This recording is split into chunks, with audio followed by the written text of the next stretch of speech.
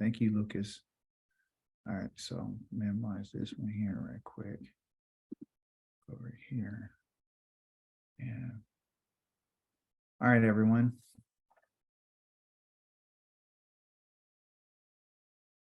All right, Hafa coming in the house. Praise the mighty Yah.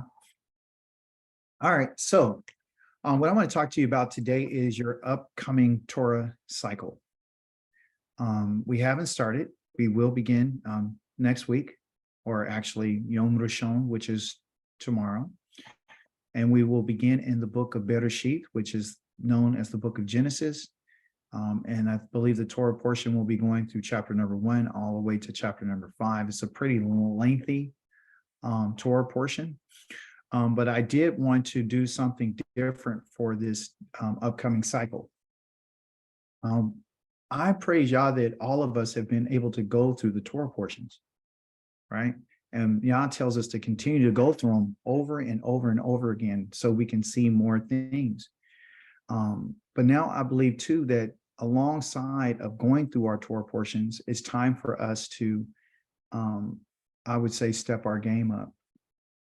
It's time for us to seek Yah in a very noble way. Not that we haven't been seeking him, but now it's time for us to go to another level, okay?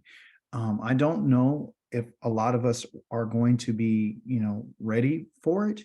I'm hoping that we are. The things that we're going to talk about today are going to help you understand why we need to seek Yah in a different way, because ultimately what we want to do is we want to establish a relationship, a meaningful relationship with the Creator. We don't want to be religious people. We don't want that. We don't want to go through that. We don't want to approach him in a way that's very mundane, with the same words that we always say. Of course, when we pray, we're, blessing him for being the creator of the heavens and the earth, but we really need to understand what that means, right? And so this Torah cycle that we're coming up on, we're going to go a little bit deeper than we have in the past, okay? And so when we are dealing with that in this Torah cycle, right, we're going to be dealing primarily, even though we're going through the Torah cycles, we're going to be dealing with the idea of wisdom. And we're going to be dealing with wisdom. We're going to be dealing with knowledge on a higher level, okay? Not just to know the definitions, not just to know how to say the word, not just to do that, but to actually have that experience with the Most High. And that's what our desire should be. We're also going to get understanding. So wisdom, knowledge, and understanding. Yeah, there's a definition in there that says that, that the Torah will be your wisdom, your knowledge, and understanding. But it goes deeper. That's just surface. That's just, for people say all the time, oh, I have wisdom, knowledge, and understanding, because that's what it's about. The Torah said, no, we're not going to do that. We're going to be looking at these areas within the Torah, and also too in other places within the Tanakh. So we're going to go into the Tanakh a little bit further. This last cycle, we primarily stayed, in the Torah cycle with the Haftarah, we go over there, but now we need to look at some other books, okay? Because the scriptures, the Hebrew scriptures contain poetry, they contain parables, they contain all different types of things, okay? We're going to be looking at the idea of discipline. Discipline is a huge thing for us. As the people of the Most High, saying that we are a chosen people. We are a people that have aligned ourselves with the creator of the heavens and the earth and the king of the universe. So therefore, the things in our lives that have been holding us back, or where we've been lacking, is we're going to have to look at these areas. We're going to have to look at discipline, right? Discipline in ourselves and our work and in our efforts towards wanting to stay within the guidelines of the Most High. Also, too, we're going to be looking at the fear of the Most High. I did mention this, I think, in my last teaching about how the Most High told me that I was a little arrogant. Well, I am. I'm arrogant because I really just keep thinking that, that I'm okay, and that I don't have anything wrong with me, and I'm good. I follow the Torah. I do my prayers, I read my Hebrew, I write my Hebrew, I teach my Hebrew, I do all these different things. And what I'm finding is that there is a deeper level that I need to go to.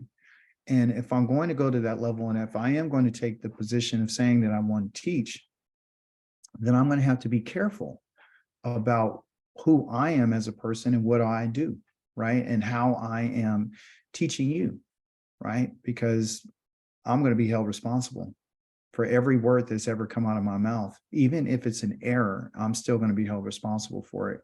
So for me, I take that very seriously, okay? And so my desire is for all of us to go to these places with wisdom, knowledge, and understanding, discipline, fear. And so I get this idea from the Proverbs of Shalom, which is the son of David, the king of Israel. And he says that these Proverbs, right, are for learning, right? So this is what we're going to be learning, this Torah cycle. And it's about wisdom, and it's about discipline, and it's for understanding words, right, that are expressing deep insight, and for gaining an intelligently disciplined life, right? Doing what is right, just, and fair, for endowing with caution those who don't think, and the young person with knowledge and discretion.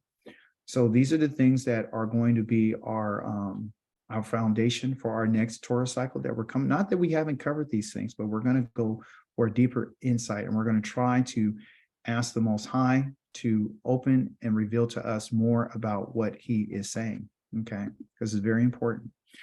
The word for Proverbs is called Mishle. Mishle, okay? And this word Mishle has some significance, okay? So one of the things that I do want to point out to you is that I always go to the language, because that's where we're going to find the truth, and we're going to find the foundation of everything, and the meaning, the concrete meaning. And so this word Mishle in Hebrew means proverbs, and meaning sayings and different parables and different things that need to be examined, okay? It's important for you to understand that in order for us to, get the gist of everything, Yah has to bring us down some paths that sometimes we don't want to go down, right? Because we're unfamiliar with it. We're a little intimidated by these things. And I just want to show you that it's not going to be difficult, okay? It's not going to be a difficult task. So when you look at this word Mishle, right, here's an M, and that corresponds to this right here. Always got to put my Hebrew in there. And then this I vowel right here is represented by this dot right here, okay? And so that's me, right? And me also too in the Hebrew, if I broke it down right quick, means who. Okay. It means who, right? Or one of the words that could be used is associated with the word called ma, okay? But anyway, the next letter would be this shin right here, which is represented by this SH sound. And this L right here, this lamed, is represented by this L right here. And then this two dots right here is represented by that A vowel right there. I mean the E vowel. And then the Jod right here is represented by that. So all we have, everyone, is a different set of script, different letters that look differently, but it just essentially says the same thing. So learning Hebrew is not a hard thing. I don't want you to get intimidated by it. I don't want you to say, well, I don't really want to go to the class, or when he's talking on Shabbat, he's always mentioning the Hebrew. I got a complaint one time. Guys goes like, well, why are you doing that? I'm not a Hebrew. I don't need to know this and all this kind of stuff. And I was like, unfortunately, you really don't understand that you do need to know about this language and this culture. Okay. So Mishle comes from this word called mashal, right? And mashal, okay, has to do with this idea of to rule, okay? The rulership here is one of, when we talk about rule, what we're talking about, you can actually say one who rules is a rule what? Ruler. Thank you. And when you were in grade school, they gave you a ruler to do what? Measure and keep straight. Yeah, you go measure, right? So a ruler is to measure. And because when you're measuring something, you're literally going to make some type of determination about what it is that you've measured, right? So ruler and to mashal means to rule, right? And it means to do measurement. Okay. Because when you're dealing with measurements, you're dealing with also too, you're dealing with weights, you're dealing with lengths, you're dealing with widths, you're dealing with all the I spelled that wrong. You're dealing with, there you go. Okay. Go rid of that. And you're dealing with widths and you're dealing with heights. Okay. And you're dealing with volume and you're dealing with all different types of things that you need to be paying attention to. So measurement is huge in what you would call to rule, right? Those who usually are rulers are those who are of noble, they should be noble, they should be of a noble character. You know, that's why they call them noblemen or noblewomen, right? And they have a link to royalty, okay? When Yah is the king of the universe, it demands that the people that serve him have to, we have to start thinking in this way, okay? And so we can't afford to not be, I would say, mashal. We cannot afford to not understand how to do measurements. And so with this, when we're following the Torah, we have to be able to do this and to be able to make just rules, right? Because what you're ruling over is you're ruling over a dominion. You know, blessed be El Shaddai, who's given man the authority and the power to rule over his own dominion. When it's mentioned in Genesis, which we're going to talk about next week, we find that Yah created humanity and he wanted them to rule, okay?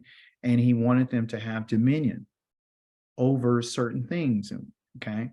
Well, the things that he talked about them having dominion over were things that had to do with his creation, which was the fish, the birds.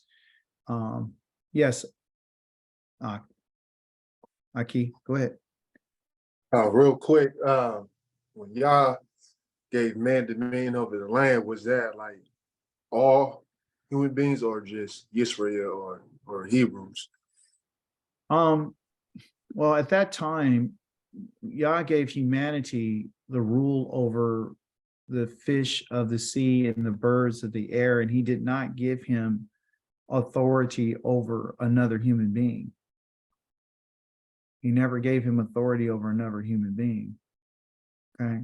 What he gave him was dominion over the things that he created, and he was very specific in it, which next week we're going to talk more about that, which is a little bit different than the dominion and the rulership that you and I are talking about today.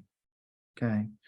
The dominion and the rulership and the mashal of what we're dealing with is going to be dealing with rulership and dominion over yourself. Right. And this is one of the things that we've been lacking, right? We always want to rule someone else, and we've always want to rule something else. But the number one thing that you and I should be concerned with and to have rulership and dominion is over oneself. Okay. That's what we're supposed to be concerned with, because ultimately you and I are going to be responsible because we're part of this kingdom. Right. So in his kingdom, Yah's asking us to use wisdom and knowledge and understanding and discipline and discretion. And that means that it has to regulate our conduct and our behavior. Okay. And so, you know, mashal is about to rule, right? It's about a dominion. It's about a kingdom, which you and I are part of. So we're talking about Yah's kingdom, right? I'm not talking about the New Testament, the kingdom of God that was told over there, right? Which consists of, you know, everybody can do whatever they want. He kills somebody that's innocent, and then the wicked get to walk away free, and you claim that you have the Holy Spirit and all this other type of stuff. So that's not what we're talking about. Okay. We're talking about dwelling in Yah's kingdom. Yah is the king of the universe, and he's the king of this world. We've had scriptures that say that Yah is going to be the only name, the king of the whole entire planet. He is. And so for us, what we need to do is get in alignment with that before it happens. Okay. The word mashal also means comparison. Again, going to the idea of measurement, right? So we have mishle, which is the Proverbs and the sayings, and we have the rulership, and we have the dominion, we have the kingdom, and also what's connected to this is comparisons. So that's one of the things that we want to look at when we're reading our Torah. We always want to be able to look at both sides, and that's what's going to give us wisdom, is when we're looking at both sides of the equation, or when we're taking the time to measure it out, when we're taking the time to look and see, well, what is the distance on this and why? We have to start looking at things in a different way, right? So primarily, we're going to be in the book of Mishle alongside with the Torah, because Yah wants us to make comparisons. One of the biggest comparisons that you and I will ever have to make is the one where we have to ask this question, or the Most High asked this question, and he's asking us to humanity, right? And he says, with whom then will you compare Elohim? And by what standard will you evaluate him? Going to that idea of measurement, evaluation, consideration, comparison, seeing something, is there any similarities? And so what we find is that the Most High asked this question. And the only people that are going to be able to accurately answer this question are people who possess wisdom, knowledge, and understanding. Okay, because that's what people are actually lacking. And when they lack this wisdom, knowledge, and understanding, and this discretion and this discipline, and their behavior is unchecked and all this type of stuff, then they will go and start making evaluations about the Most High and saying things about him that's not true. This is where all the confusion starts, because they don't have what it takes to understand who Elohim is. Okay, so the Most High wants us to know what it is, who he is. Okay, one of the things that we read in our Torah portion before was that Moses was telling the children of Israel that you need to be careful and watch out for yourselves, because he says, since you did not see a shape of any kind on the day that Yahweh spoke to you in Koreh from the fire, do not become corrupt and make yourselves a carved image having the shape of any figure, not a representation of a human being, a male or female, a representation of any animal on the earth, a representation of any bird that flies in the air, or a representation of anything that creeps along the ground, and the representation of any fish in the water below the shoreline. Right? So God is telling us that, remember, he asked a question, with whom then will you compare Elohim? And by what standard will you evaluate him? These things here are mentioned because, or actually put it here, because next week in our Torah portion, we're going to find out everything that Yah has done, the creator. We're going to look at the depths of what he has literally done. And he's telling us that I can't be compared with anything, because I'm the creator of all things. If we compare Yah to a human being, or we compare him to a fish, or anything that's on the earth, or anything that's in the heavens, or anything in the sky, what we're saying is that he's not the creator. What we're saying is he doesn't have all power, right? So when we look at this idea, and this can be helpful for all of us, I didn't see it till yesterday, and it made more sense to me when he says that, I don't want you to make any shape of any kind of anything, right? And then he says, and this is forever, okay? I don't want you to make a shape of anything. I don't want you to make a representation of, where we have it, any kind of human being. I don't want you to make a representation of a human being. Okay, I got some questions. Go ahead. Was the context around the carved image, though, specifically not around it being an idol, as opposed to, say, a sculpture of you're a woodworker kind of thing? I think it's around anything that they would try to carve out, right? Or a statue, or anything that would be something that they would try to put that and say that it's the Most High. Like This image right here is what caused us this. This image right here is the one who's provided this image, right? So Yah is saying that, listen, I don't want you or anyone else to make any shape of anything in a representation, because remember, he said you didn't see any kind of shape. You didn't see any kind of shape, meaning you didn't see any type of image. I don't want you to do that. Now, we have to dive in a little deeper, because he said that he made man in his image and in his likeness, right? So we're going to have to deal with that when we get to our Torah portion. But here he's telling them, like, if you're going to, don't make any statues of anything. Don't put me in a position where I'm now becoming a human being. Okay. Don't make me into a male or a female. Don't make me into a bird. Don't ascribe those things to me, because I'm not. Everything that he mentions right here is the things that have been created by him. It's actually it's an insult to the creator. It's one of the biggest crimes that anyone could do, is to make an image. So he's letting us know, like, don't get caught up on anybody. Even if a person, listen, even in the New Testament, when we talk about a representation, he's saying, I'm not a human being. Don't ever make an image of a human being, whether it's carved or not. Don't ever call Yah a human being. Ever. Don't ever call him that. Don't ever ascribe that to him. Don't ever ascribe what you would say weakness. Because that's what a man is. That's what a human being is. A human being is, they're fragile. They could get pushed to either side. They can't even help themselves. They don't breathe on their own or anything. Right? So they're very limited in who they are. They're a creation. So the Most High is saying, don't do this. Okay. Don't corrupt yourselves and do this. Okay. And then he goes again in that same chapter and asks, with whom then will you compare me? You should read this chapter today when you get a chance. Yashayahu chapter number 40. And with whom and I am equal? Who am I unequal with? Asked the set apart one. And the answer to that is no one.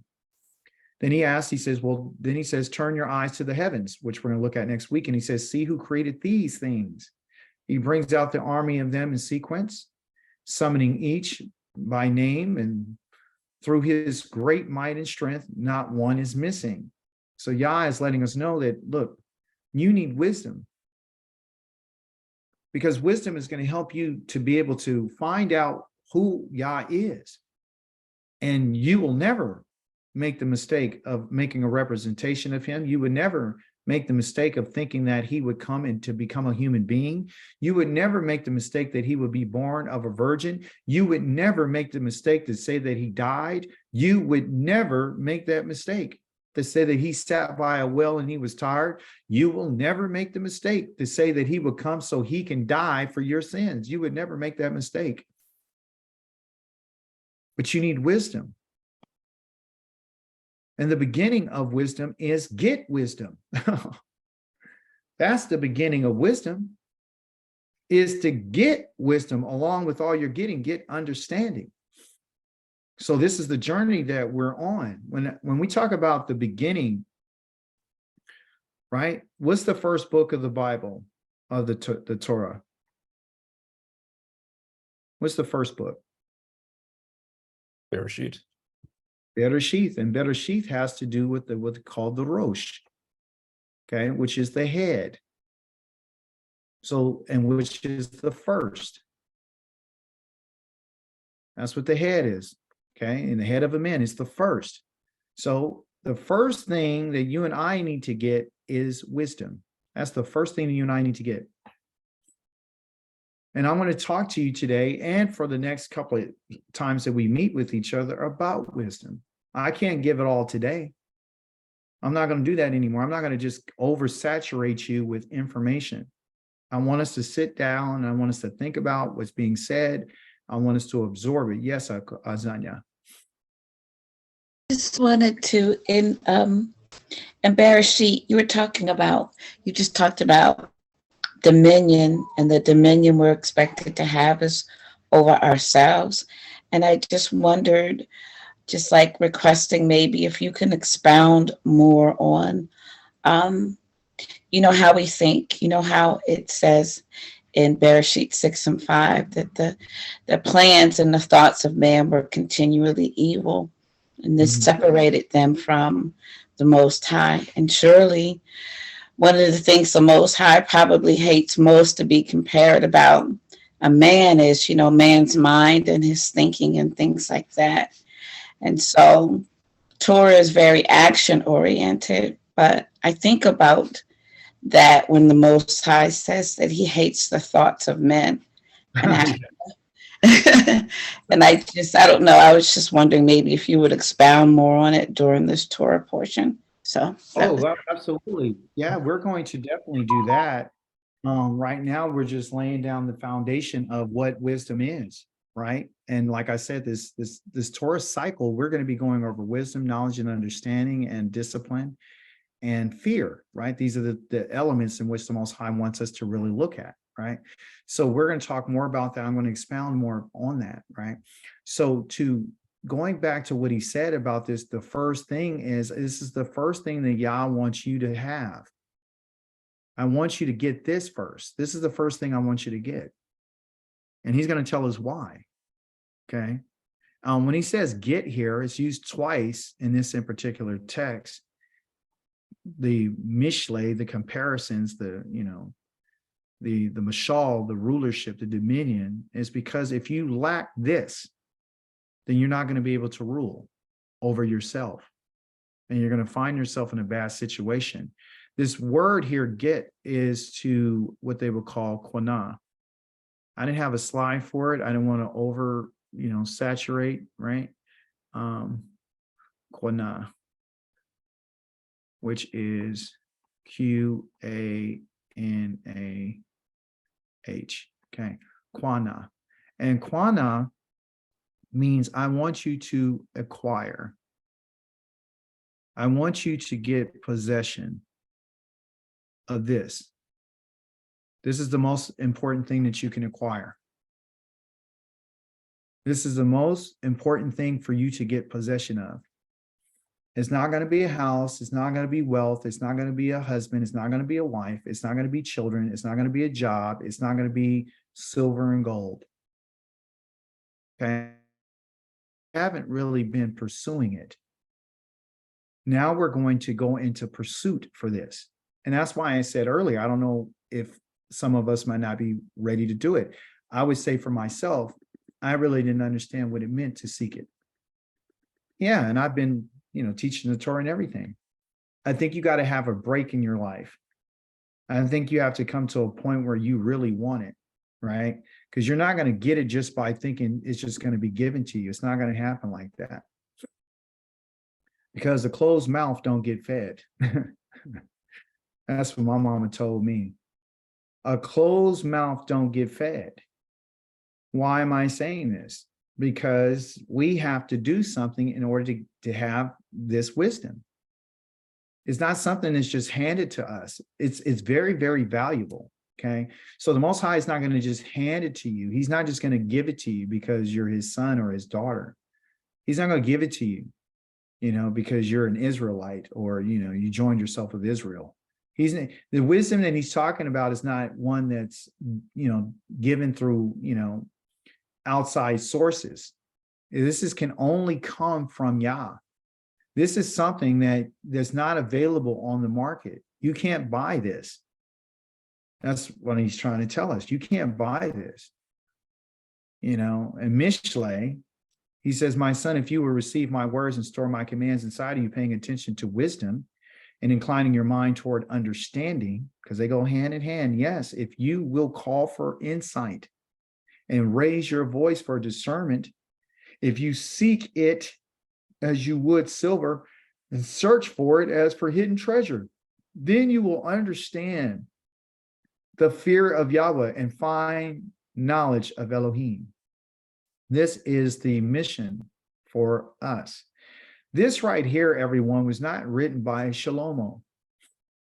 This part of Mishlei, it was written for Shalomo, in this in particular place, by his father David.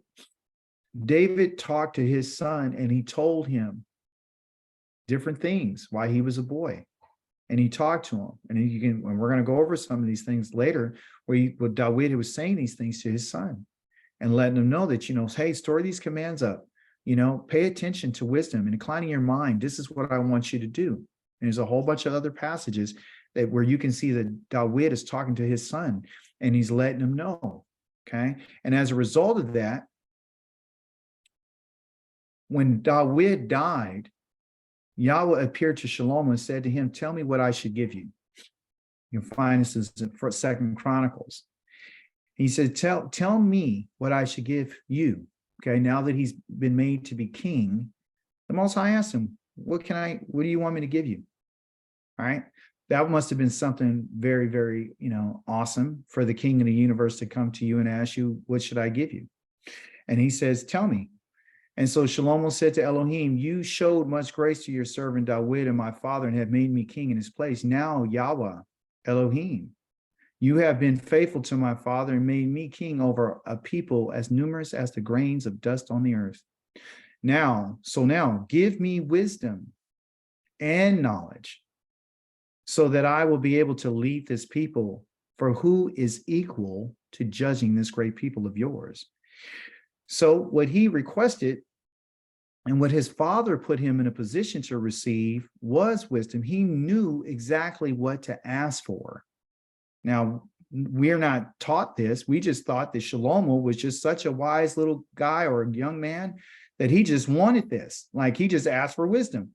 No, his father, David, gave him the insight to know what to ask for. And Yah is giving us the understanding that you and I have to know what to ask for. Yah is saying that he will give us, just like he gave to this man, what if he comes to us, the only thing that you and I should want possession of is not just the land. You don't want just that. You don't want just the possession of your name of Israel. You don't want just that. You don't want the gold, the silver, and the precious stone. You don't want none of that.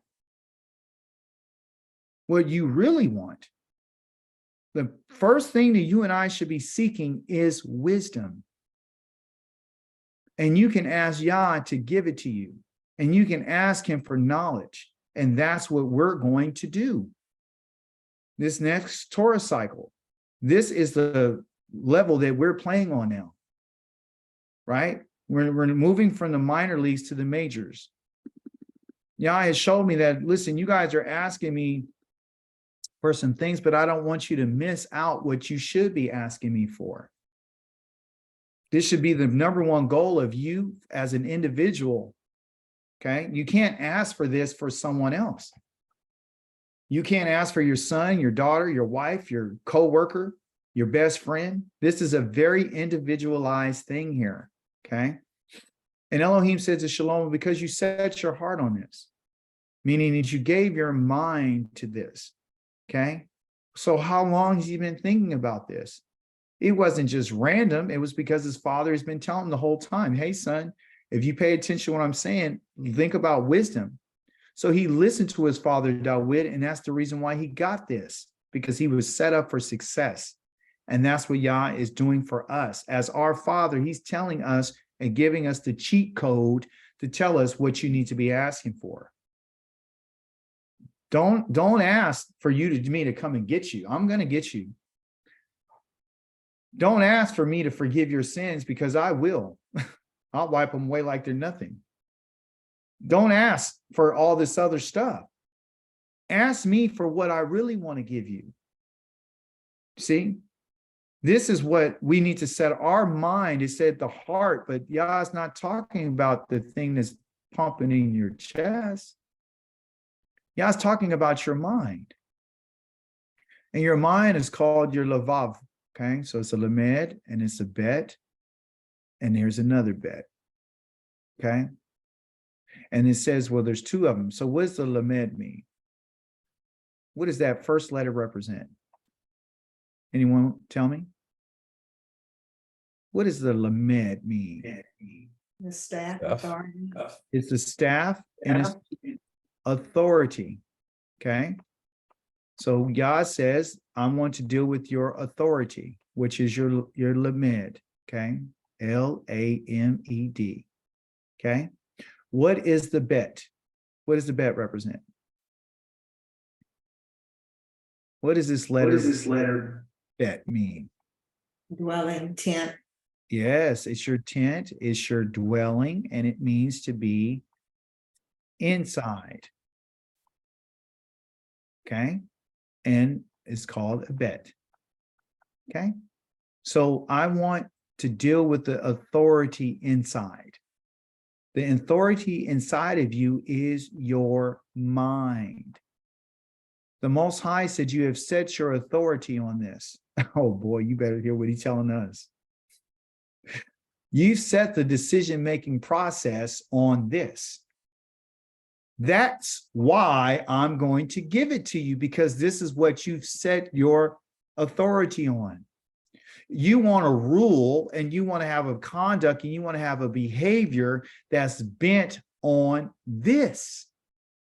You want wisdom to be your authority for making your decisions, because if you have wisdom in your decision-making process, things are going to go well for you. Okay. And because instead of asking for riches, wealth, and honor, and the death of those who hate you, or a long life, you didn't ask for eternal life or a long life.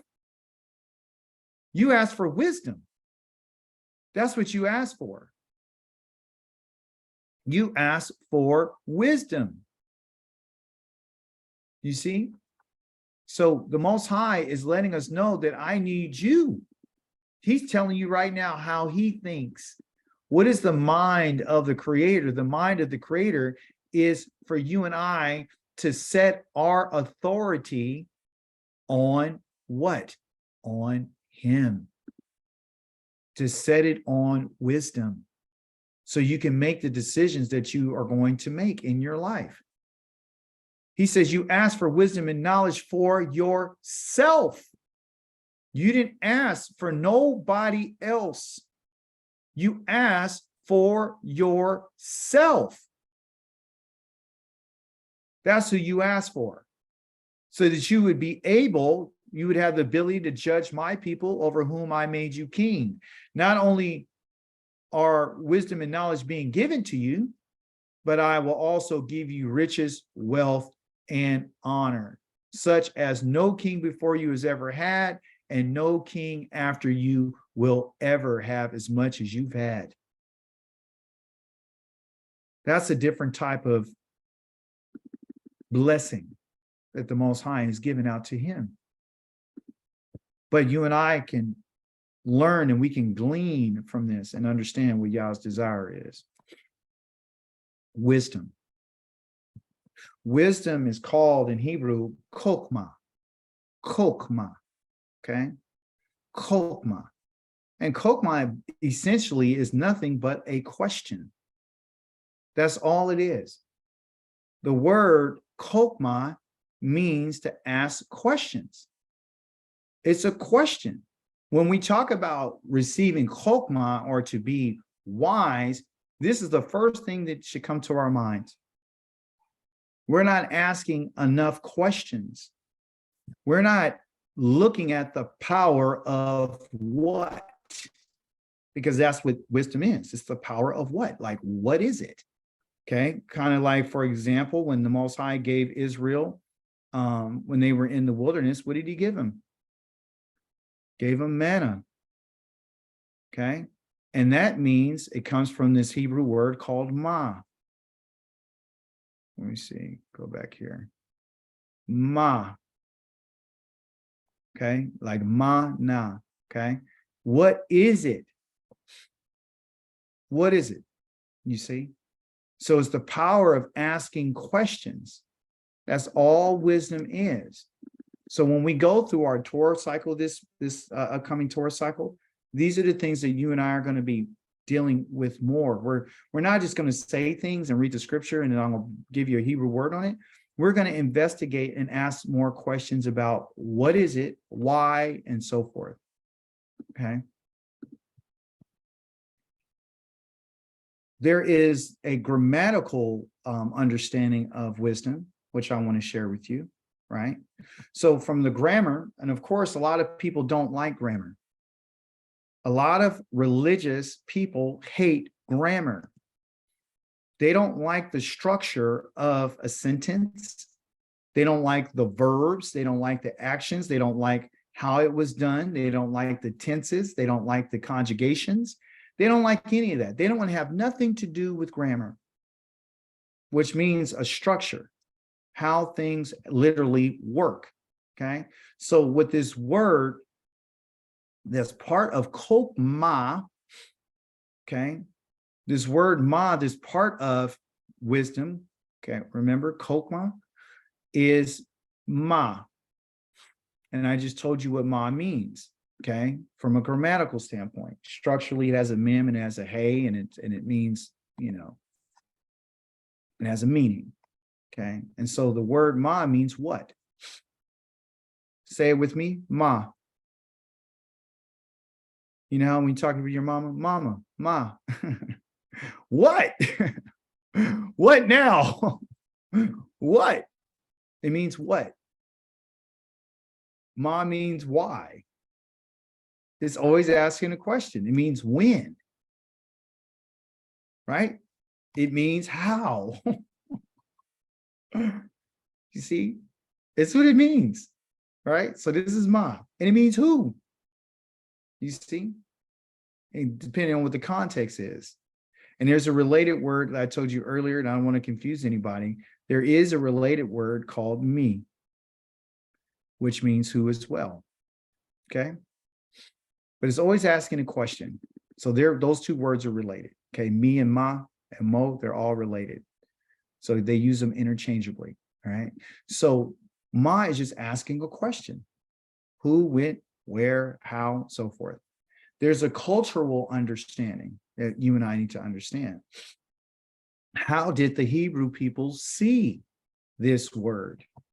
They literally saw it as a sea of water. That's how they saw it, as a sea of water. Okay. Right. And what's in the sea is unknown. And this is the reason why you're asking questions, because the sea was so vast, it was so deep, and it was so large. And they were terrified of the sea because they didn't know what was in it. It was unknown to them. Now, do you see with the word mana, like, ma, what is this? This is something we don't know nothing about. Right? So it's unknown. They get that from the sea. And because the sea is so vast, you know, and they didn't have the ability to search all of it out. Like you and I, we really don't know what's down in the depths of the sea. They tell us some different things, but we have never had that experience. And it's very dreadful and it's fearful to us because, number one, you don't have any control over it, but also, two, you don't know what's in it. Okay. So ma is a search. And so this letter or word ma comes from the word or the letter mem, right? And mem in the Hebrew has a meaning of water, right? Water or any type of liquid, right? It could be, you know, urine, it could be blood, it could be water, it could be any other type of liquid, okay? But also it has this idea and function of movement. So when you think about this, you know, contracted part of the word like chokmah, when we're talking about wisdom, you have to think about all these different elements and what goes along with that word. And you have to try to look at it from a grammatical standpoint. And also too, you have to look at its cultural significance. Okay. So culturally, it has to do with movement, right? And I believe that's the reason why, you know, water moves, you know, liquid moves, you know, the sea moves, and also too, it has this idea of chaos,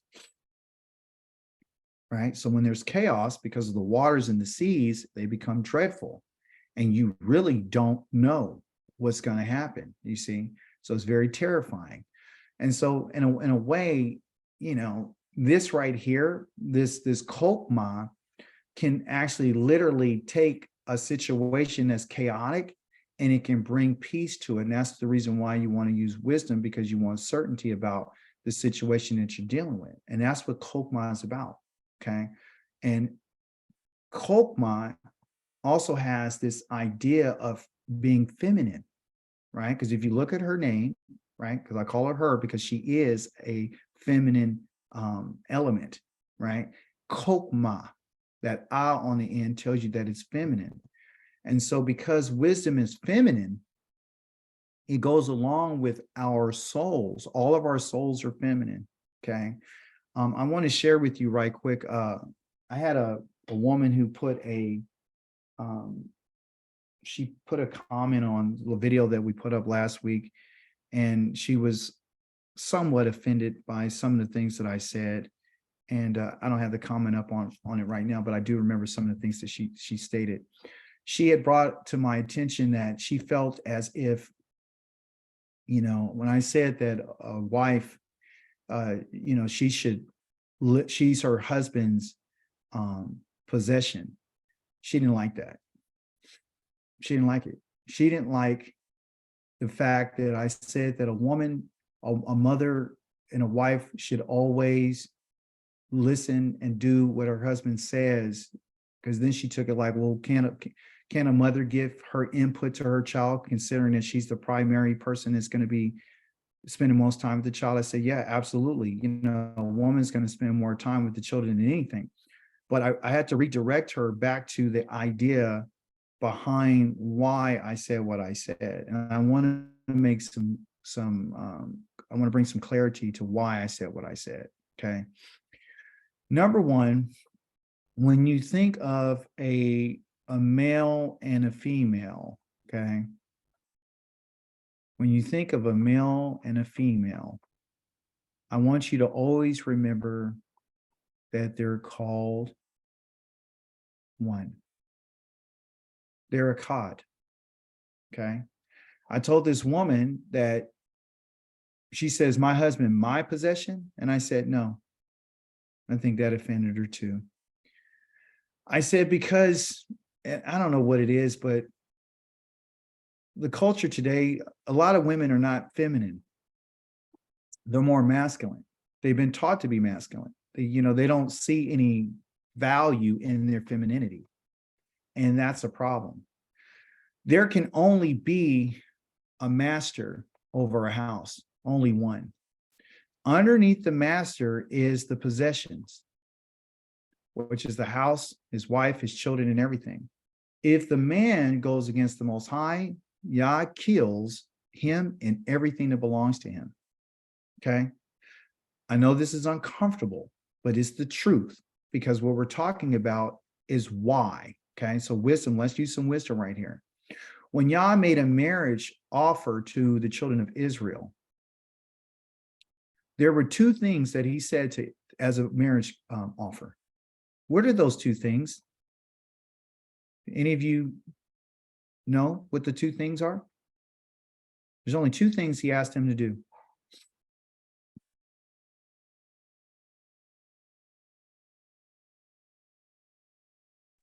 Number one, Shema. Number two, Shamar. These are the two rules that he gave to his wife. And she said, Israel, everything that he has said, we will do.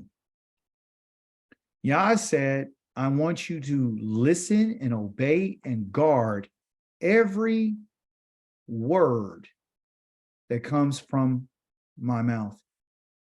Go see it for yourself in Exodus chapter number 19, verse number 5. See if I'm telling you the truth. Okay. Those are the only two things. He didn't say for 10 words. He didn't say 10 commandments. He didn't say 100. He didn't say 1,000. It didn't matter how many words that he said. Every word is supposed to be guarded, and every word is supposed to be obeyed. Okay. I told the woman that you and your husband are one. And when he speaks, all your job is to do is to make sure that you keep the same voice that he had. Don't add to anything that he said. Just like the Most High tells Israel as his wife, don't add to anything that I've said to you. I need you to listen and obey, and I need you to guard what I'm saying to you. Okay, so that right there rubs a lot of people the wrong way because they really don't fully understand the order that Yah has made for a man and a woman. When Yah tells a man and a woman, which we're going to get into next week, when he made them one, right? Making them a cod. That's what he made them. And he told them to go ahead and rule. Okay, but the word rule here is not mashal. Okay, it's called the rodaf. We'll see that next week. Okay, and rodaf is a little different than it is a mashal. Okay, when the woman and the man failed in the garden, right? She literally lost her ability to rule. She gave it up in exchange for disobeying Yah's command.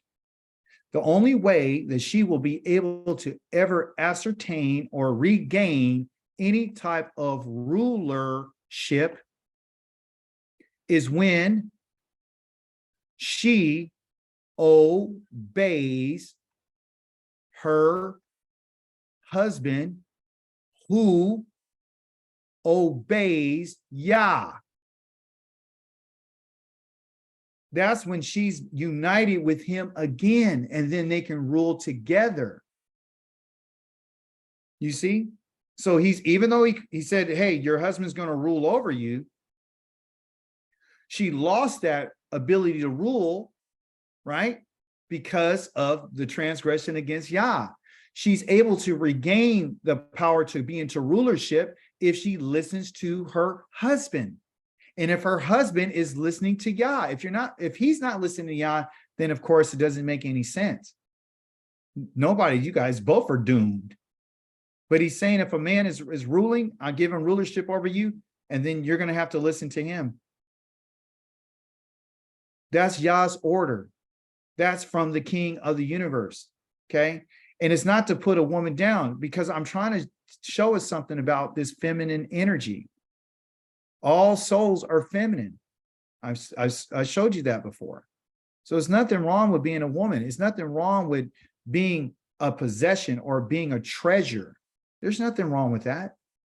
It just depends on how you look at it. If you're looking at it through the lens of a Western mind, then yeah, you're going to be upset. You're going to think that you're 50-50 instead of being 100. This idea right here is not 50-50. It's not 50%. And then here's her 50%. No. And you add those together and you get 100. No. No. That's divided. That's division. That's where the problem is. We don't need to be divided. What we need to do is to stay 100 and to be echad. That's what we need. And the only way that we can get there is if we follow what Yah says. And the only way we can understand that is by using wisdom. And this is the reason why Yah wants to give you and I wisdom.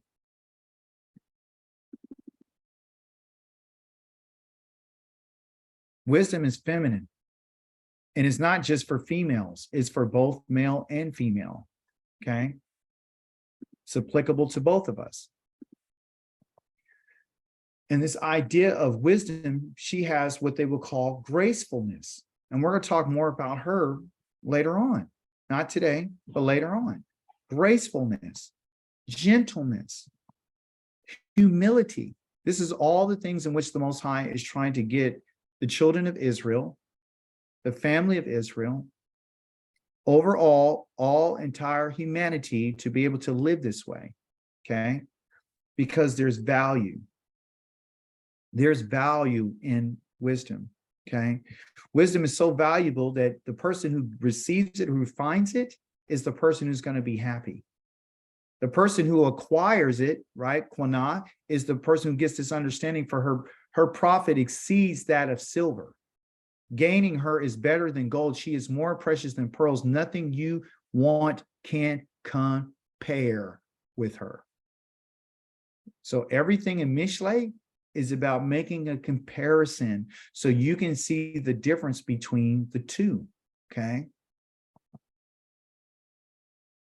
We need to ask the right questions, right, about wisdom, right? Who can give us wisdom? Why would they give us wisdom? What's the purpose of wisdom? When are we going to receive wisdom? And how we're going to receive it. Okay, how is it going to work for us? Here's the who. Yahweh gives wisdom. From his mouth comes knowledge and understanding. But you remember, you and I cannot receive this unless you and I ask for it, because a closed mouth don't get fed. He stores up common sense for the upright, is a shield to those whose conduct is blameless, in order to guard the course of justice and preserve the way of those faithful to him. This is the reason why. This is the why. Because Yah wants to guard the course of justice. See, it's not so you and I can just receive it so we can do what we want to do with it. It's for the sake of guarding the course of justice. So you and I would stay on the right path, and it's only going to give into those who are faithful to him. After you and I receive this wisdom, then you will understand righteousness, because we don't fully understand it. Justice, fairness, and every good path. So there's ways that you and I, remember it says the path of Yahweh, the paths of Yahweh are righteousness and justice. So this has to do with what direction we're going in our lives. And how is it for us to understand these things? We cannot understand righteousness, justice, and fairness and Yah's directions and path that he wants us on if we don't have wisdom. We have to have wisdom, for wisdom will enter your what? Your mind. And knowledge will be enjoyable for you. Discretion will watch over you, and discernment will guard you. So when it talks about watching over you and guarding you, this is what this is the, again, the what is the purpose, right? You know, it's going to be enjoyable. Learning about Yah has to come to a point of being enjoyable. It should not be a task that, okay, my Torah portion's here, so I got to do it this, I got today, I got this, I got this, got to read this tomorrow, I got to do. No, that's not working for us. We want Yah to give us this wisdom, and we want it to be inside of our minds. And therefore, because it's there, it has to do with learning, because this is where all the decisions are going to happen. These are where all the questions are going to be asked. Okay. But when you're on your path, right, these things are going to watch over you, and they're going to guard you so you don't what? Slip and go to another direction. Because Yah wants you to stay on his path. Okay. There's more about wisdom than what I'm telling you. That's why we have to break it down at least into two different times of teachings. He says they will save you. Who's going to save you? A man who's innocent, who got killed and nailed to a cross? No. What's going to save you is discretion. What's going to watch over you is what? Discernment. Okay.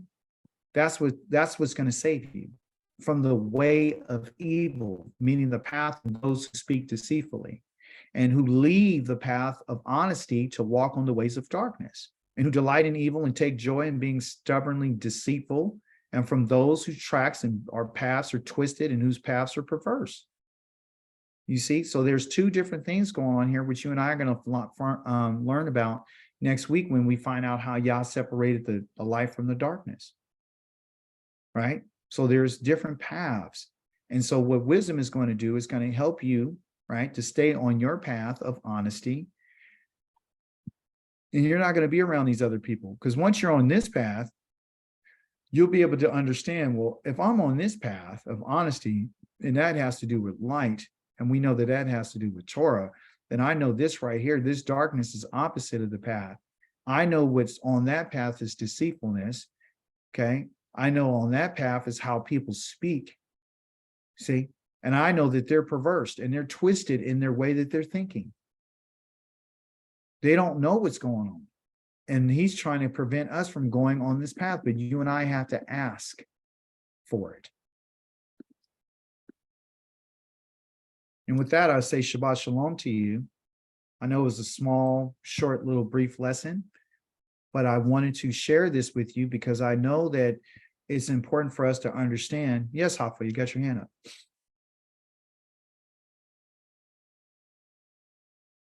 Or is that from other time? Okay. So what it is, everyone, is that we're going to have to go and we're going to have to ask Yah to give us this wisdom.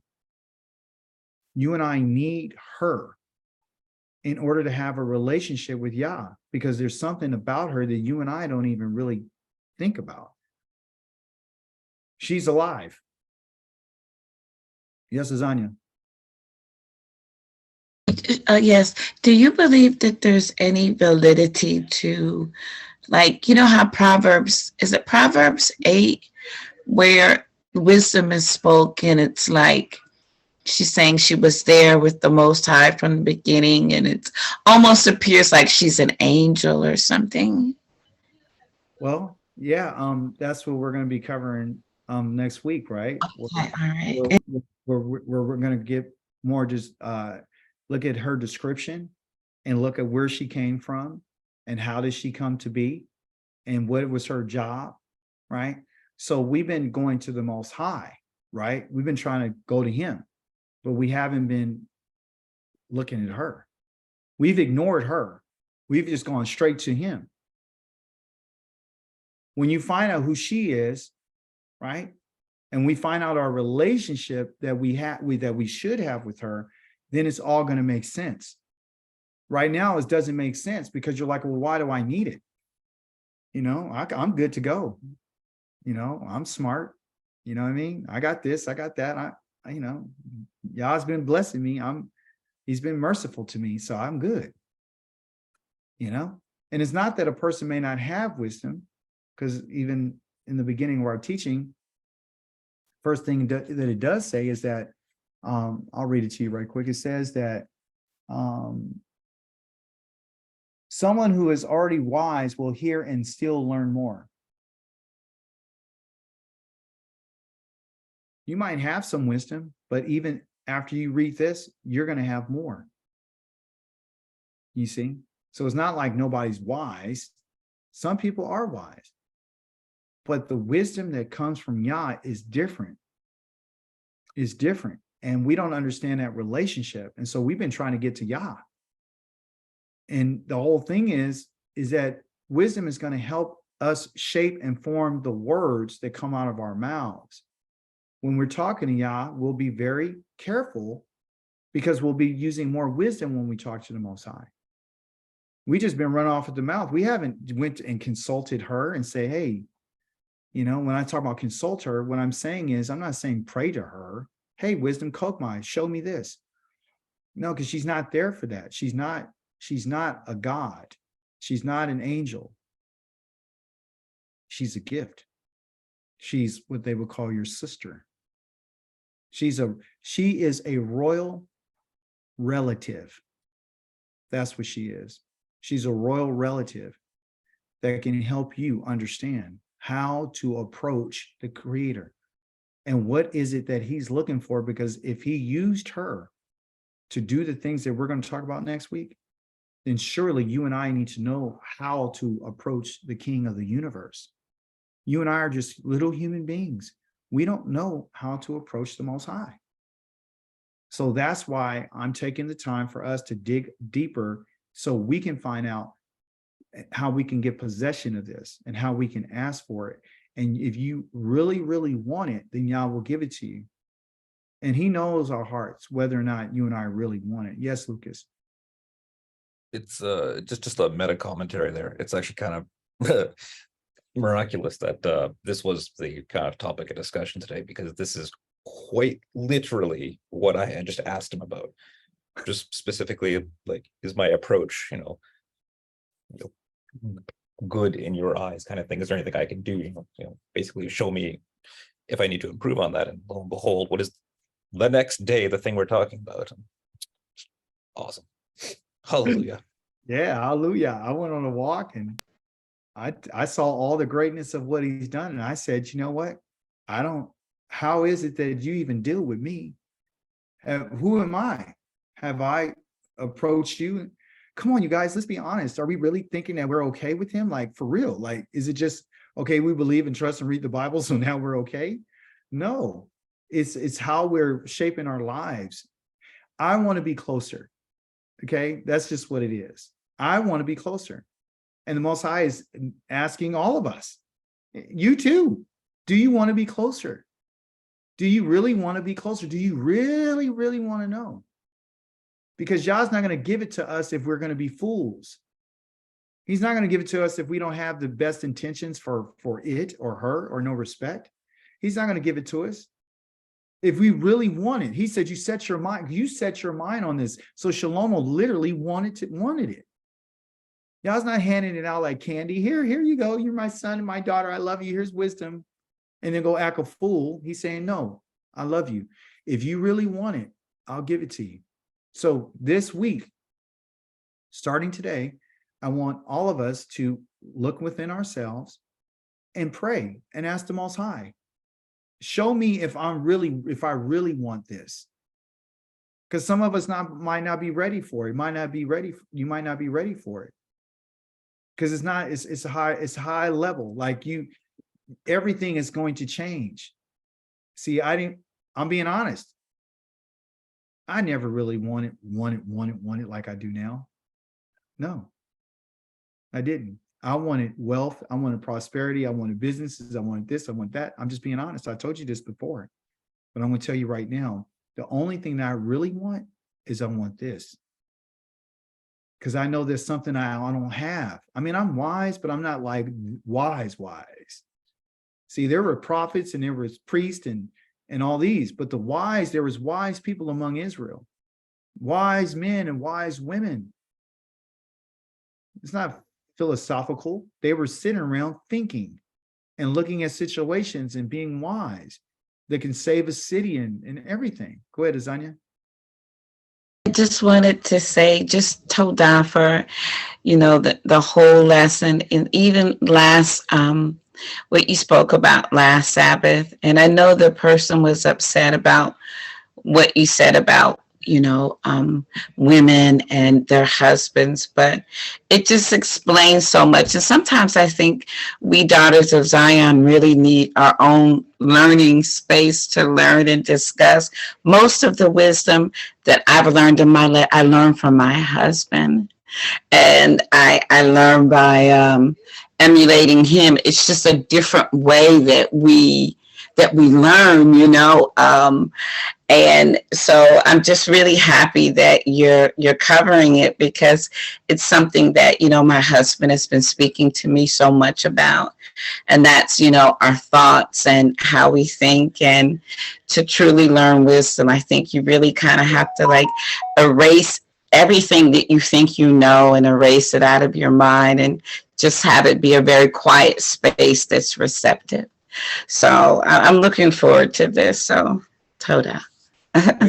Yeah, I'm looking forward to it too, because it's like we go on our cycles, but what does he want us to get? What is the ultimate thing? He wants us to get wisdom. There's no doubt. That's the principal thing. That's the number one thing that Yah wants you to have. See, and I didn't know that. See, you think it's the Torah. What good is the Torah if you don't have any wisdom? You can't ask no questions. You're not inquisitive. You're not thinking. You're not making any comparisons. How could you be a wise and understanding people just because I hand you the Torah? No. I want you to look at the Torah with eyes of wisdom, knowledge, and understanding. That's what I want you to have. Not yours. I want to give you something that you don't have. You hear me? That's what Yah is telling us. I want to give you something that you don't have, because I want to be close to you. Now, if you're ready, come on, I'll give it to you. just be willing and understand that your life is going to change. And with that, I say Shabbat Shalom to you. We don't have any cahoots today on that. But next week, remember, again, like Lucas told me, make sure you put out that schedule. Next week, our study for our Torah portion will begin on Yom Kamishi, which is the 5th day of the week. And it's going to be an hour earlier. Okay, so it's going to be, instead of 7 o'clock Pacific Standard Time, and my time is going to be 6 o'clock. Okay, so 6 o'clock is when we're going to have our study. And I'm only meeting with you twice a week, Yom Kamishi and Yom Shavi'i, Shabbat. Those only 2 times. Because what I want you to do is I want you to have a life, and I want you to absorb what you're reading and what you're understanding. Okay, and so we're going to go a little bit deeper this time. All right, so praise Yah. Today we will have our Hebrew lesson, Lucas and whoever else would like to join. We're going to be in chapter number 10, and we're going to cover some things together, and we're going to go from there. We're walking through there. Okay, we're not going to run through it like I like to run. We're going to walk through it. We might skip, we might kick it, and put out a picnic table and just hang out in somewhere in that chapter. Okay, so at any rate, I thank you so much for your time and your patience and your understanding, and may Yahweh continue to bless you in your home. Hallelujah. Shabbat shalom. Shabbat shalom. Shabbat shalom. Shabbat Shalom. Shabbat shalom.